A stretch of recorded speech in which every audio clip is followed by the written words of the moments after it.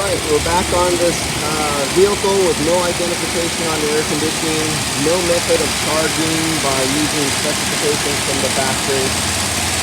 Retrofitted over, so I got a suction line of 22 degrees, and let's see right now where it says suction line, I actually have it on the high side discharge because I wanted to take that. I'm approaching 200 psi, so I'm at 140 degrees. So I got to be there around 200 psi on the high side right now. You'd have to look that up. So now I'm going to go over on the second side, see what we're at there.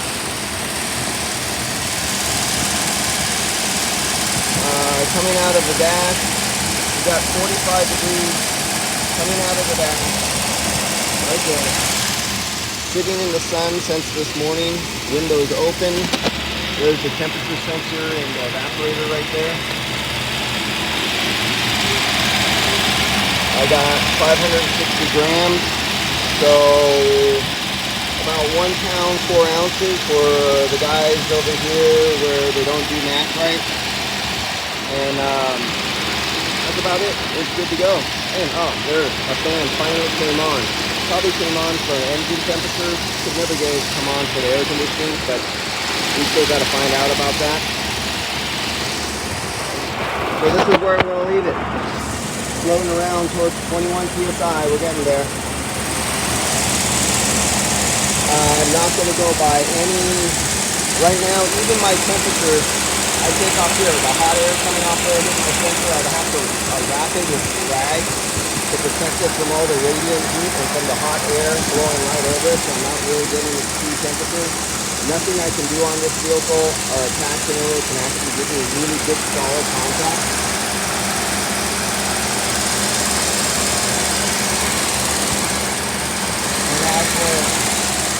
So you guys who like bubbles, where's my flashlight?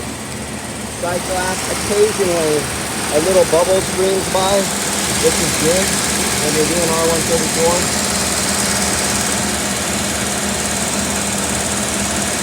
Okay. Every now and then, like a little blip of a bubble. And since I had no means of knowing what the factory said on that, I'd rather have a little bubble every now and then in the sight glass than no bubbles at all. When somebody did a retrofit with an old style condenser that's really under condensed, trying to take the load off the compressor as much as possible, have the idle up, it wasn't that high before, it drifted up. I wanted it around 1500 RPMs. Let's see if I can get the idle back down.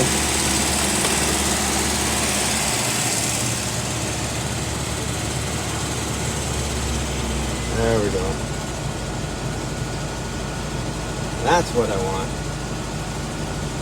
Somewhere right around there. Well, now I know what the 2000 RPM level is.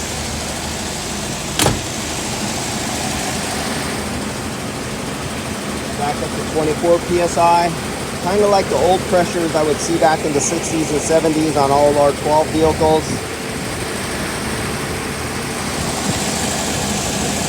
We went from 45 degrees to 47 degrees out of the dash now by having the idle come down a little bit.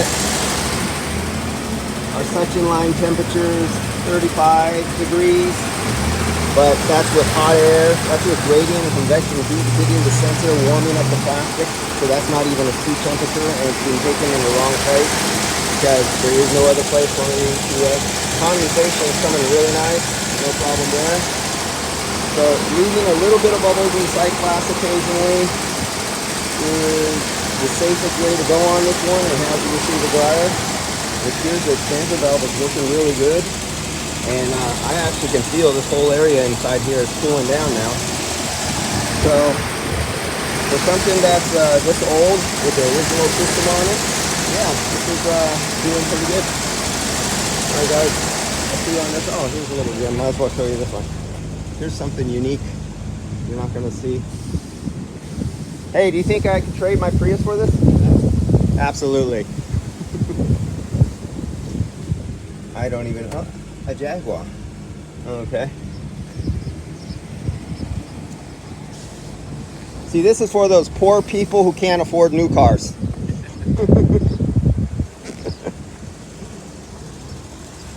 Alright. You can actually see every now and then the stitching in the sheet metal where they welded it and they sectioned it together panel by panel.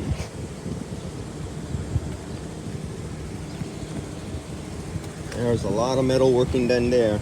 They had it on the Pull Max. They probably just made this hood just for this. I actually worked with a body man who would make sheet metal like this from flat pieces of metal and actually build vehicles from the ground up just like this. When somebody wanted a new body, he would build it out of flat metal. So, all right, gentlemen. I'll see you guys later. Yeah. I'll get back to this one's doing really well. This turned out really good. Not many glitches came of this one. 26. See if our RPMs are still the same. About 1500 RPMs. Alright, I'll live with that. Let's see what else they have here today. Every now and then they have new vehicles. And let's see what we get to see here today. Well, we still have that project up there to put the electric air conditioning in. And they still have this, still have this, still have this, and this, and that.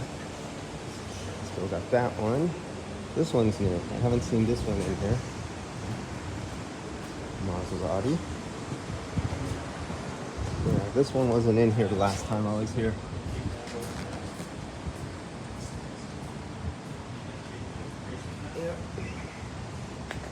Yeah, we got that there. We're going good there. Little 230. All right.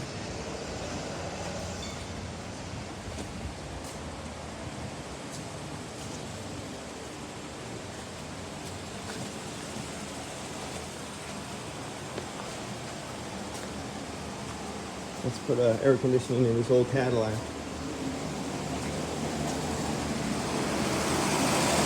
Alright, gentlemen, I'll leave you off with this one. And until next time, what do you do when you have absolutely no specifications? It's been converted over. And you can use your fingers. It's nice that I was able to find, I got a few clamp places where I could at least get somewhat of some guesstimation of pressures and temperatures by using a PP chart. And that's it. See you gentlemen later.